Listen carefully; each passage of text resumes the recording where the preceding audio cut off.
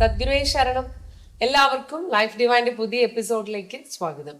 ഇപ്പോൾ നമ്മുടെ ചാനലിൽ നമ്മൾ പൊതുവെ ആധ്യാത്മികമായിട്ടുള്ള കാര്യങ്ങളും ജീവിതത്തിന്റെ പോസിറ്റിവിറ്റി അതൊക്കെ എങ്ങനെ നമുക്ക് നേടാം എന്നുള്ള കാര്യങ്ങളൊക്കെയാണ്, നല്ല കാര്യങ്ങൾ മാത്രമാണ് നമ്മൾ ഇവിടെ ചർച്ച ചെയ്യുന്നത്. നമുക്ക് പഴയ വീഡിയോസ് ഒക്കെ എടുത്തു നോക്കിയാൽ നിങ്ങൾക്കത് മനസ്സിലാവും. പക്ഷെ ഇപ്പോൾ ഈ ഇടയ്ക്ക് ഒരു ചാനലിൽ ഇരുന്നുകൊണ്ട് നമ്മുടെ ആശ്രമത്തെ അധിക്ഷേപിക്കുക, നമ്മുടെ ഗുരുവിനെ അധിക്ഷേപിക്കുക, പിന്നെ വ്യക്തിപരമായിട്ട് ഞങ്ങളെയൊക്കെ വളരെ മോശമായിട്ട് അധിക്ഷേപിക്കുക, സന്യാസിമാരെ വളരെ മോശമായിട്ട് ചിത്രീകരിക്കുക, ഇങ്ങനെയുള്ള കാര്യങ്ങൾ ഇങ്ങനെ നടന്നുകൊണ്ടിരിക്കുകയാണ്.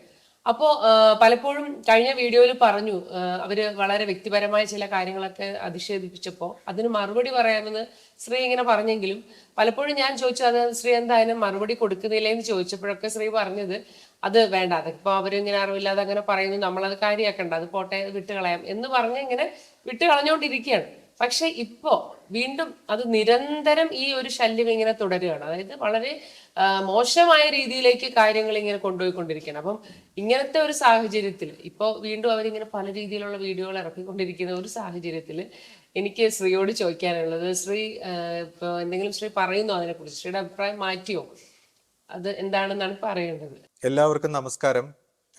ഈ വീഡിയോയിൽ ഇപ്പോൾ എനിക്ക് സദ്ഗുരുവേ ശരണമെന്ന് പറഞ്ഞുകൊണ്ട് തുടങ്ങാൻ കഴിയുന്നില്ല. കാരണം നമ്മൾ സംസാരിക്കുന്ന വിഷയങ്ങൾ അത്ര വളരെ ഒരു ആധ്യാത്മിക വിഷയങ്ങളൊന്നും അല്ല, അല്ലെങ്കിൽ ഒരു പോസിറ്റീവായിട്ടുള്ള കാര്യമല്ല. കാരണം ഇതിപ്പോൾ മുള്ളുകൊണ്ട് എടുക്കുന്നത് പോലെ നമുക്ക് കുറച്ച് നെഗറ്റീവായിട്ടുള്ള കാര്യങ്ങൾ ചർച്ച ചെയ്യേണ്ട ഒരു സാഹചര്യമാണ് ഇവിടെ ഉണ്ടായിരിക്കുന്നത്. ഇപ്പം നമ്മളെക്കുറിച്ച് മോശമായ രീതിയിൽ കമൻറ്റുകളൊക്കെ ചെയ്തുകൊണ്ട് വീഡിയോ എടുക്കുന്ന ആ വ്യക്തി ചാനലിൽ വന്നിരുന്നു കൊണ്ട് നെഞ്ചും വിരിച്ച് നെഞ്ചിൽ കൈവച്ച് സദ്ഗുരുവേ ശരണം എന്നൊക്കെ പറഞ്ഞിട്ടാണ് ലോകത്തുള്ള എല്ലാ വ്യക്തികളെയും ഇങ്ങനെ അധിക്ഷേപിക്കുന്നത്. സന്യാസിമാരെയും ആശ്രമത്തെയും നമ്മളെയും അങ്ങനെ എല്ലാവരെയും അധിക്ഷേപിക്കുന്നത് ഇതുപോലുള്ള ആധ്യാത്മികതയാണെന്ന് കരുതിക്കൊണ്ടാണ് പുള്ളി അധിക്ഷേപിക്കുന്നത്. അപ്പോൾ നമ്മളെ കൊണ്ട് അത് കഴിയുന്നില്ല. അപ്പോൾ ഞാനിവിടെ സംസാരിക്കുന്ന കാര്യം, ഈ നമ്മളിപ്പോൾ നെഗറ്റീവ് പോസിറ്റീവ് ഇപ്പോൾ ആധ്യാത്മിക രംഗത്തുള്ളവർ മനസ്സിലാക്കേണ്ടത് ഇതുപോലുള്ള പ്രവണതകൾ ആർക്കും ശോഭനകരമല്ല. ഇതുപോലുള്ള പ്രവർത്തനങ്ങൾ വ്യക്തിഗതമായിട്ട് വരികയാണെങ്കിൽ നമ്മൾ ജീവിതത്തിൽ അതിനെ അങ്ങ് നിരാകരിക്കുന്നതും അതിനെ ഇഗ്നോർ ചെയ്തിട്ട് നമ്മൾ മുന്നോട്ട് പോവുക. ഞാനിതിപ്പോൾ എൻ്റെ വ്യക്തിഗതമായ ഒരു വിഷയമായിരുന്നെങ്കിൽ ഞാനിത് ഇഗ്നോർ ചെയ്തിട്ട് മുന്നോട്ട് പോയനെ.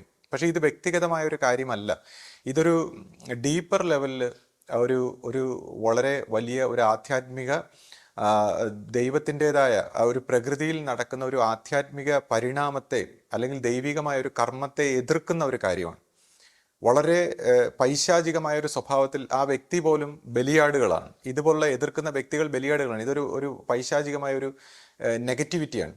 അപ്പം ഞാൻ എന്തുകൊണ്ട് ഇത് സംസാരിക്കുന്നു എന്ന് ചോദിച്ചാൽ, ഇതിനെയൊക്കെ എതിർത്തുകൊണ്ട് അല്ലെങ്കിൽ ഇതിലൊക്കെ ഞാൻ എന്തിന് തലയിടുന്നു എന്ന് ചോദിച്ചാൽ,